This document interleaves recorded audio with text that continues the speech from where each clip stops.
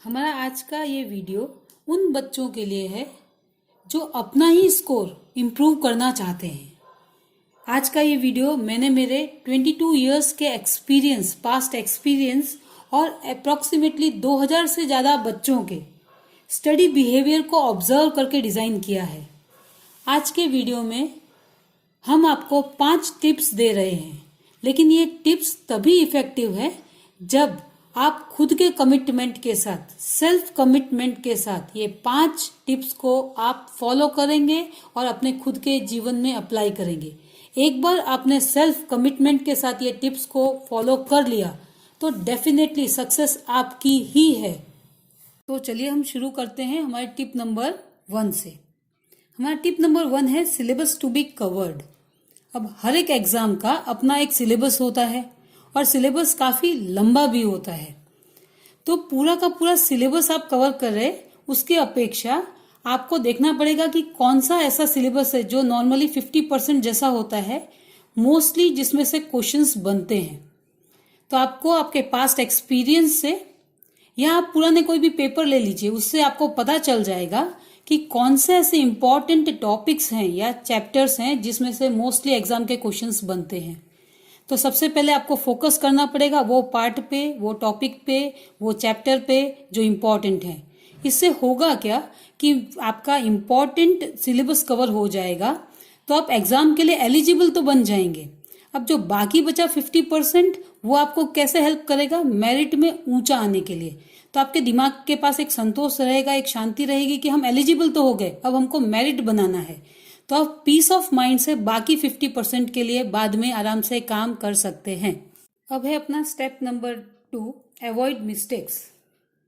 इसमें जैसे 6 महीने बचे हैं एग्जाम के लिए, तो आपको ये 6 महीने का समय है बहुत अच्छी तरह से यूज करना पड़ेगा।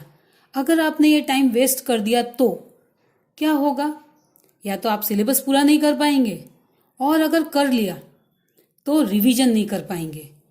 रिवीजन एक इम्पॉर्टेंट पार्ट है अपने स्टडीज का। अनलेस आप रिवाइज करो तब तक आपका मेरिट स्कोर नहीं होता है। खाली पढ़ने से और रिवीजन न करने से मेरिट नीचे रह जाता है। ये तो कैसा है, पॉलिशिंग द जेम जैसा है कि हीरा कितना भी कीमती हो, जब तक उसको पॉलिश नहीं करेंगे उसकी कीमत नहीं बढ़ती। आपने पढ़ाई अच्छी तरह से की है, लेकिन अगर आप रिवीजन न कर पाए या अच्छी तरह से न कर पाए तो शायद मेरिट आप इतना ऊपर नहीं जा पाओगे जितना आपने प्लानिंग किया है। ये बात मैं उन बच्चों के लिए बोल रही हूँ जिनको रिवीजन की जरूरत पड़ती है। काफी बच्चे ऐसे होते हैं, एक बार पढ़ा और याद हो गया, रिवीजन की कोई जरूरत ही नहीं पड़ी। लेकिन अधिकतर बच्चों को रिवीजन की जरूरत पड़ती ही पड़ती है।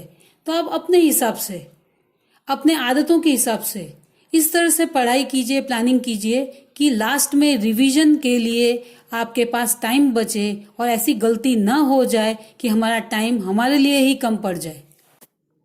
Tip number 3, how to handle stress. जब बच्चे पढ़ाई करते हैं तो स्वाभाविक है, मोस्टली सभी बच्चों को थोड़ा बहुत स्ट्रेस लेवल आ जाता है। स्ट्रेस आना एक स्वाभाविक प्रतिक्रिया है जो सभी बच्चों के साथ होती है। अब बच्चे इनको 2 टाइप से रिएक्ट करते हैं। एक बच्चे ऐसे होते हैं जो स्ट्रेस के कारण गिव अप कर देते हैं कि ठीक है, बहुत स्ट्रेस आ गया, अब हमसे नहीं होगा। और दूसरे वो बच्चे होते हैं कि जिनको जब स्ट्रेस आता है तो उनको ये चीज समझ में आ जाती है कि अब हमको एग्जाम के लिए और ज्यादा एफर्ट्स देने पड़ेंगे जिससे ये स्ट्रेस कम हो। या तो आप ऐसे बोले कि स्ट्रेस कम करने के लिए वो लोग एफर्ट्स बढ़ा देते हैं। तो आपको पार्ट 2 में आना है। अगर आपको स्ट्रेस आता है तो आपको आपके एफर्ट्स स्टडीज के लिए बढ़ाने पड़ेंगे। अगर हम इसमें साइकोलॉजिकल एस्पेक्ट्स देख ले तो आपकी डाइट को आप प्लान कर सकते हैं स्ट्रेस कम करने के लिए। जैसे आप बैलेंस डाइट ले सकते हैं, केला खा सकते हैं। अरे बच्चे हो आप लोग तो चॉकलेट भी खा सकते हो। एक चॉकलेट खा ली तो भी आप खा के देखना, स्ट्रेस थोड़ा सा कम हो जाएगा। या तो फिर आप एक्सरसाइज कर सकते हैं 5-10 मिनट की, जिससे आपका स्ट्रेस लेवल डाउन हो जाएगा और आप अच्छी तरह से पढ़ाई कर सकेंगे। Tip 4, learn from mistakes. अब हमने शायद पास्ट में गलतियां की होंगी, उससे हमको सीखना तो पड़ेगा ना। अगर हम सीखेंगे नहीं तो हम आगे बढ़ेंगे नहीं। तो अब पीछे जो गलतियां हुई हैं पता कैसे चलेंगी? उसके लिए आपको सेल्फ एनालिसिस करना पड़ेगा। हर एक इंसान खुद का सेल्फ एनालिसिस ही कर सकता है, क्योंकि हम ही वो जज हैं जो अपने आप को सबसे बेहतर तरीके से जान सकते हैं। उसके लिए जैसे आपको एक एग्जाम्पल दे तो किसी टेस्ट में एग्जाम में आपके शायद कभी कम मार्क्स आए हों तो आपको पता होगा कि या तो आपने तैयारी नहीं की होगी, या तो एंड मोमेंट रिवीजन नहीं किया होगा, या एंड मोमेंट तैयारी की होगी, या तो ऐसा भी हो सकता है कि तैयारी करते समय कोई चीज आपको डिस्ट्रैक्ट कर रही होगी। ये सब फैक्टर्स आपको पता होंगे। इसमें से कौन सा फैक्टर रिस्पॉन्सिबल है वो भी आपको पता होगा, लेकिन आप मानने को तैयार नहीं होंगे। आप एक्सेप्ट करने को तैयार नहीं होंगे कि ये फैक्टर के कारण हमारा कम मार्क्स आए। अब आपको क्या करना है, रूट कॉज को आइडेंटिफाई करना है। जैसे कौन सी चीज मुझे डिस्ट्रैक्ट कर रही है, फॉर एग्जाम्पल आपने आइडेंटिफाई कर लिया, उस चीज को अपने से दूर करना है, उस चीज को रेक्टिफाई करना है। और ये चीज को रेक्टिफाई करने में शायद आपको आपके फैमिली मेंबर्स की, आपके पेरेंट्स की मदद की जरूरत हो, तो उनसे भी मदद लेके इन सब गलतियों को रेक्टिफाई कीजिए। Last tip, design your own way.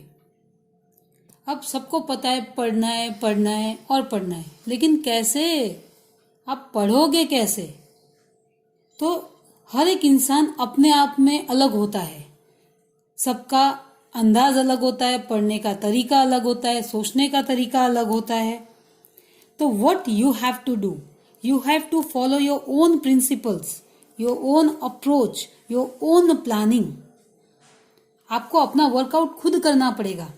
अगर आपको मैं समझाऊं तो कई बच्चों को है ना, लिख के ज्यादा अच्छी तरह से पढ़ाई में फायदा होता है। अगर वो लिख के पढ़ते हैं तो बहुत अच्छे मार्क्स लाते हैं। कई बच्चे सिर्फ 2 बार रीडिंग करते हैं, लेकिन 2 बार रीडिंग करते हैं तो अच्छे मार्क्स आते हैं। कई बच्चों को लगता है कि हमको एक वीडियो देख लेंगे थोड़ा सा ये टॉपिक से रिलेटेड, तो अगर वो वीडियो देख लेते हैं तो उनको फायदा होता है। ऐसे बहुत अलग अलग स्ट्रेटेजीज हैं जिससे बच्चों को फायदा होता है। आपको पता लगाना पड़ेगा आपके लिए कौन सा तरीका सबसे ज्यादा अच्छा है, और आपको पता ही होगा कौन सा तरीका अच्छा है।